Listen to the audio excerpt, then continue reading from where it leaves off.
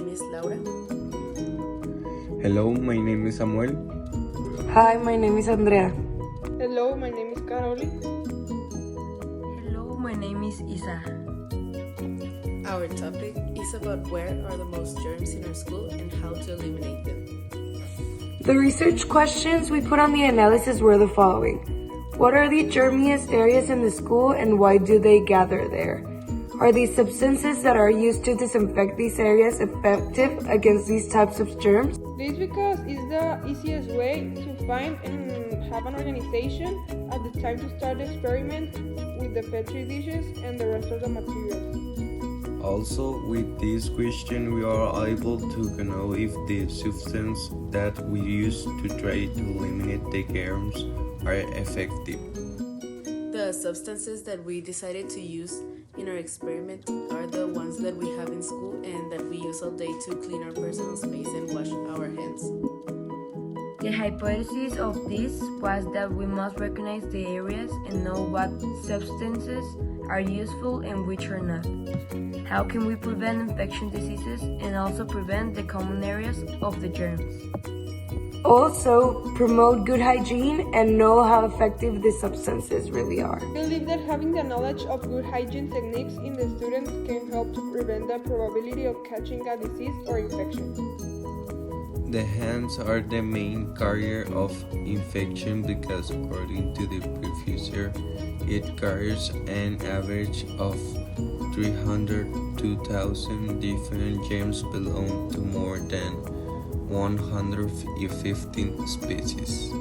While researching about this topic, we discovered that the main cause of diarrhea and respiratory diseases among children is because of improper hand washing. And that proper hand hygiene is a prime element of infection control activities because it prevents the ever-increasing burden of healthcare-associated infections, complexity of treatment, and severity of illness caused by pathogen infections. For this experiment, we placed the sample right in the middle of the box and we labeled the different cleaning agents in the corners of the Petri dish with numbers. We labeled them from 1 to 4, 1 being Betaquat, 2 being alcohol, 3 antibacterial gel, and 4 soap. The first sample we took were taken from the restroom. From the first sample, we were able to perceive that only the Betaquat repels the germs and bacteria. And from the second sample, we noticed that didn't evolve as many bacteria as we expected, so we decided to base our results on the first one.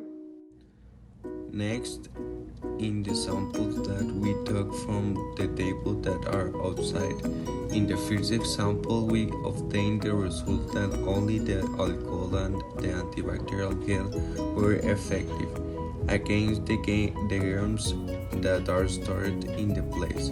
We obtained this because we could observe that in the place where these cleaning agents were placed in the Petri dish, the germs of the sample that were placed in the middle didn't extend in.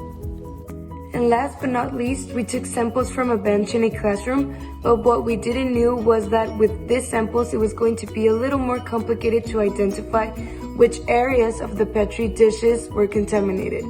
Because in all of it, there were small white spots which we couldn't identify. But according to our observations, we concluded that in both of the samples, none of the cleaning agents worked because there wasn't any visible clean area in the Petri dish. From the samples of a table in the cafeteria, we observed in the first sample that in the places where we put the sample of the Betaquat and the antibacterial gel, the germs and bacteria didn't extend near them. But on the other hand, with the alcohol and the soap, the germs extended near them, meaning that they didn't repel them. And in the second sample, we obtained the same results. The area where the number 1 and 3 are located are clean.